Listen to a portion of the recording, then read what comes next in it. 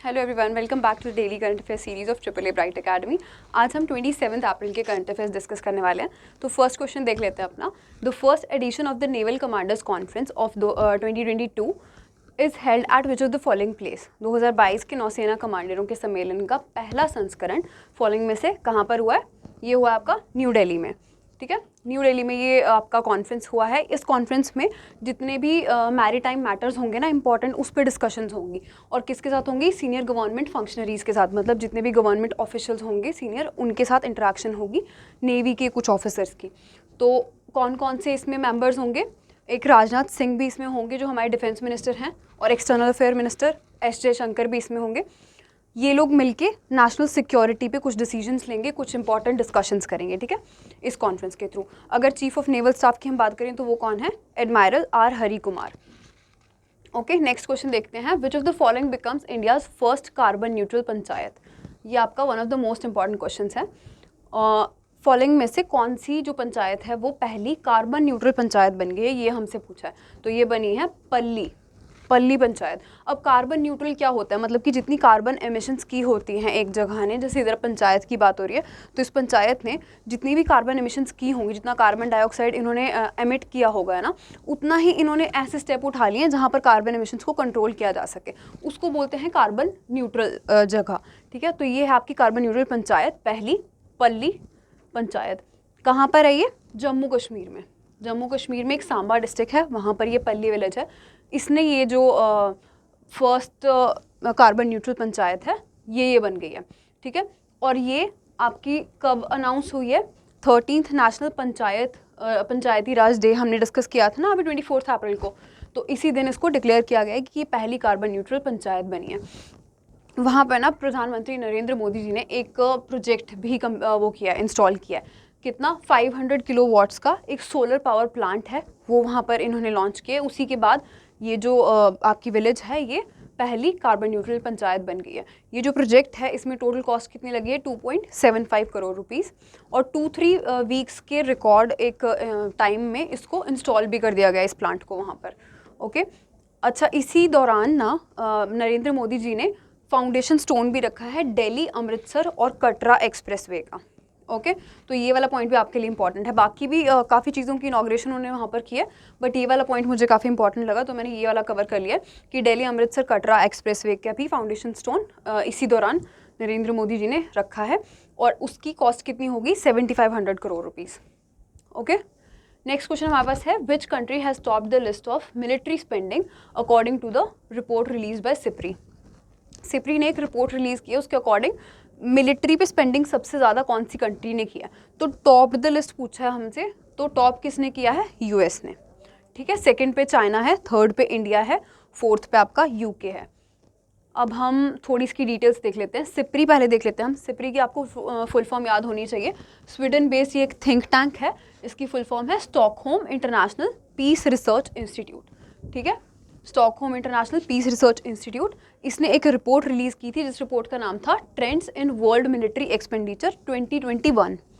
ये याद रखना आपको, 2021 की रिपोर्ट है ये, क्योंकि 2022 में तो अभी हमने करना है ना एक्सपोर्ट पे खर्चा, जितना भी करना है हमने एक्सपोर्ट पे नहीं, सॉरी, यहाँ पर हो रही है बात सिर्फ मिलिट्री एक्सपेंडिचर पे, ऑल इन ऑल जितना हुआ है। तो 2021 का ये रिपोर्ट है।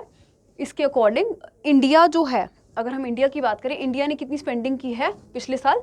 76.6 बिलियन डॉलर्स। ठीक है, और इसके साथ India third highest country, highest वो बन गया, जगह बन गई, कंट्री बन गई है इन द वर्ल्ड जिसने इतनी मिलिट्री स्पेंडिंग की है। इंडिया की मिलिट्री स्पेंडिंग जो है वो 0.9% बढ़ी है अगर हम 2020 के हिसाब से देखें, और अगर 2012 के हिसाब से देखें तो 33% अभी इंडिया के इस मिलिट्री स्पेंडिंग में इंक्रीज़ हो गया है। ठीक है, 2012 के हिसाब से 33% बढ़ गई है military spending.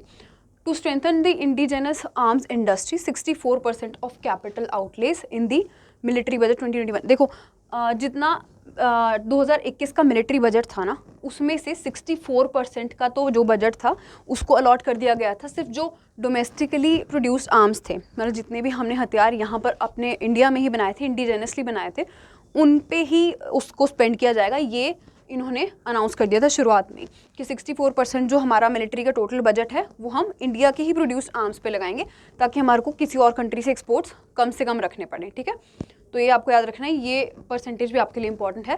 Total global military expenditure has increase by 0.7%। अगर हम ऑल ओवर द वर्ल्ड की बात करें तो कितना इंक्रीज हो गया है वापस इसमें मिलिट्री एक्सपेंडिचर में, 0.7% का, जो आपका 2021 तक का है, ठीक है।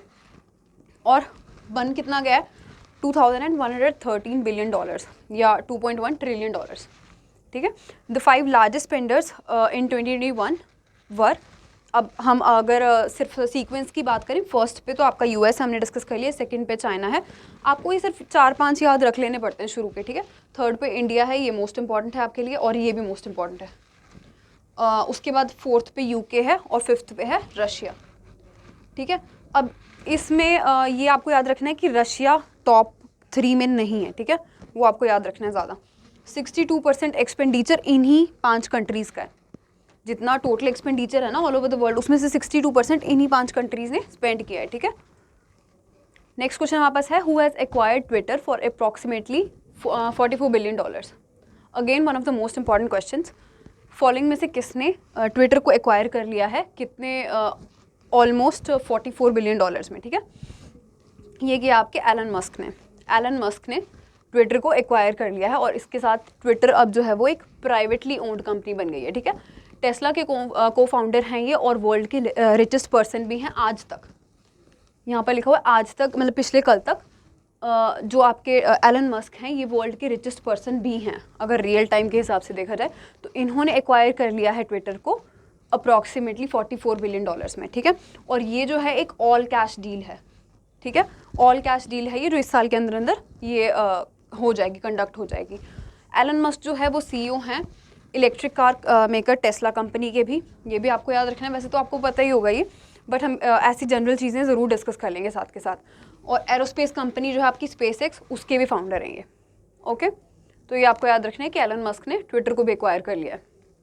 नेक्स्ट हमारे पास क्वेश्चन है, which bank has signed a deal with Tata Consultancy Services, TCS कहते हैं जिसको, to accelerate its cards digital transformation journey. Following में से कौन से बैंक ने TCS के साथ एक पार्टनरशिप कर ली है ताकि उनका जो कार्ड्स का बिजनेस है उसमें डिजिटल ट्रांसफॉर्मेशन को और ज़्यादा बढ़ावा दिया जा सके। तो इसके ऑप्शंस आपके गड़बड़ हो गए, SBI इसका आंसर है, ठीक है। जो PPT प्रोवाइड होगी ना उसमें इसके ऑप्शंस देख लेंगे एक बार, ये इसके ऑप्शंस गलत हो गए, SBI इसका आंसर है। SBI की जो cards and payment service limited है ना, उसने ये TCS के साथ ये पार्टनरशिप की है ताकि उनकी जो डिजिटल कार्ड्स की ट्रांसफॉर्मेशन वगैरह है उसको थोड़ा और बढ़ावा दिया जा सके, उसको और एक्सेलरेट किया जा सके, ठीक है। TCS has been providing services to SBI card since 2008 से लेके TCS अपनी सर्विसेज SBI कार्ड को प्रोवाइड करवा रही है। और SBI कार्ड की अगर हम कार्ड एंड पेमेंट, इसको सिर्फ SBI कार्ड्स भी कहते हैं। अगर इसके MD CEO की बात करें तो वो हैं रामा मोहन राव अमारा, ये इनका नाम है। और फाउंड कब हो गया था ये SBI कार्ड्स, 1998 में, ओके। हेडक्वार्टर्स के गुड़गांव हरियाणा में। नेक्स्ट क्वेश्चन हमारे पास है, India secures a total of 17 medals in Asian wrestling championship 2022, where was the championship held. Following में से एक कहीं पर एक एशियन रेसलिंग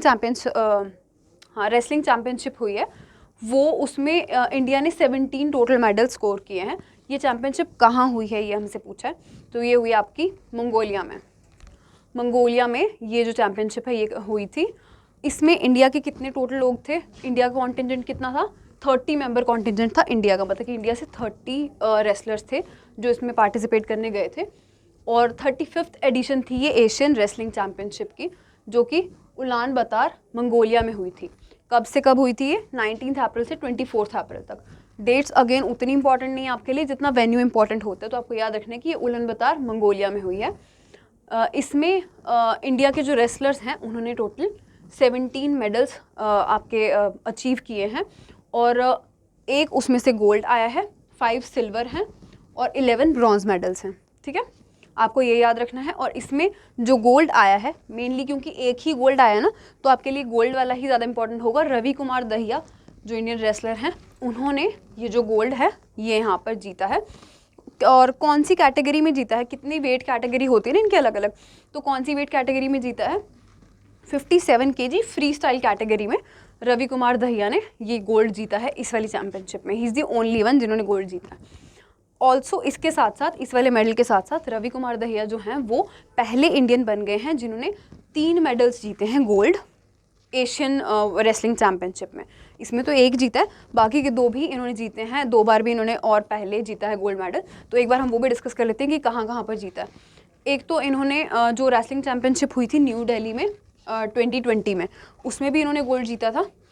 और उसके बाद अलमाती कज़ाकिस्तान में भी 2021 में एक एशियन रेसलिंग चैम्पियनशिप हुई थी, उसमें भी जीता था। और अब ये वाली आपकी मंगोलिया वाली जो 2022 में हुई है, इसमें भी जीता है एक गोल्ड मेडल। ठीक है, ये आपको वेन्यूज इतने याद रखने की इसकी ज़रूरत नहीं है, बट आपको याद रखना है कि रवि कुमार दहिया 3 गोल्ड मेडल जीतने वाले अकेले इंडियन बन गए हैं। ठीक है, पहले इंडियन।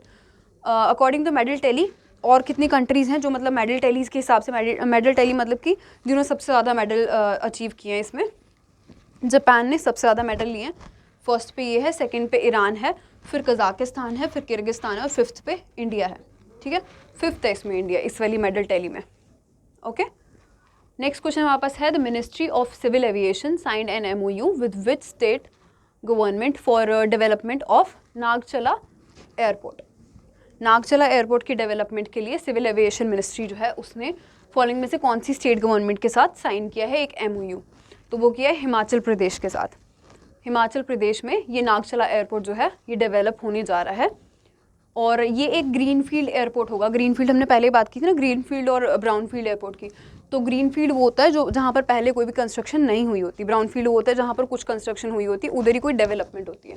तो ये ग्रीनफील्ड एक एयरपोर्ट वहाँ पर इस्टेब्लिश होने जा रहा है, डेवलप होने जा रहा है, जिसमें टोटल 900 करोड़ रुपीज़ अभी तक एस्टिमेट किया जा रहा है कि स्पेंड होने वाले हैं। और ये नागचला मंडी में जगह है, एक मंडी डिस्ट्रिक्ट है हिमाचल प्रदेश में, वहाँ पर ये जो एयरपोर्ट है ये इस्टेब्लिश होगा। ठीक है, इस एयरपोर्ट को बनाने में ना एक जॉइंट वेंचर कंपनी आएगी, AAI जो आपकी एयरपोर्ट अथॉरिटी ऑफ इंडिया है, वो गवर्नमेंट ऑफ हिमाचल प्रदेश के साथ मिलके इस एयरपोर्ट को बनाएगी। ठीक है, हिमाचल प्रदेश में अभी जो हैं 3 एयरपोर्ट्स हैं, एक शिमला में, एक कुल्लू में और एक कांगड़ा में।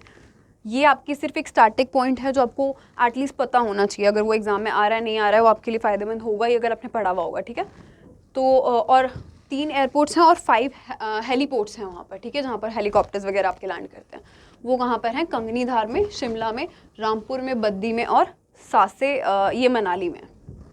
ओके, ये डेवलप किए जा रहे हैं आधे इनमें से, और आधे डेवलप हो चुके हैं। अब अगर जब इनकी पूरी डेवलपमेंट हो जाएगी ना, तो क्योंकि Himachal Pradesh one of the ऐसा टूरिस्ट स्पॉट है जहाँ पर मतलब बहुत सारे टूरिस्ट जाते हैं। ठीक है, one of the like very famous tourist spot है, तो वहाँ की जो टूरिज़्म इंडस्ट्री है वो बहुत बूस्ट मिल जाएगा उसको अगर ये सारे हेलीपोर्ट्स और आपके एयरपोर्ट्स हैं डेवलप हो जाते हैं तो। ठीक है, तो ये आपको याद रखना है, हिमाचल प्रदेश के गवर्नर राजेंद्र अर्लेकर हैं और CM वहाँ के जयराम ठाकुर हैं। ओके, अब पॉइंटर्स देख लेते हैं आज के। The former CM of Meghalaya James Dringwell Rymbai passed away. सिर्फ इतना याद रखना है कि नाम क्या है, जेम्स ड्रिंगवेल रिम्बाई, या इनको JD रिम्बाई भी बोलते हैं। तो इनकी डेथ हो चुकी है, ये फॉर्मर CM थे मेघालय के। ओके, अब नेक्स्ट पॉइंटर है, Harper Collins India had published a new book titled Chinese spies from chairman Mao to Xi Jinping, authored by French journalist Roger Faligot and translated by writer, editor and translator Natasha Lehrer. आपको सिर्फ इतना याद रखना है कि एक book है Chinese spies from chairman Mao to Xi Jinping, ये ऑथर किसने की है?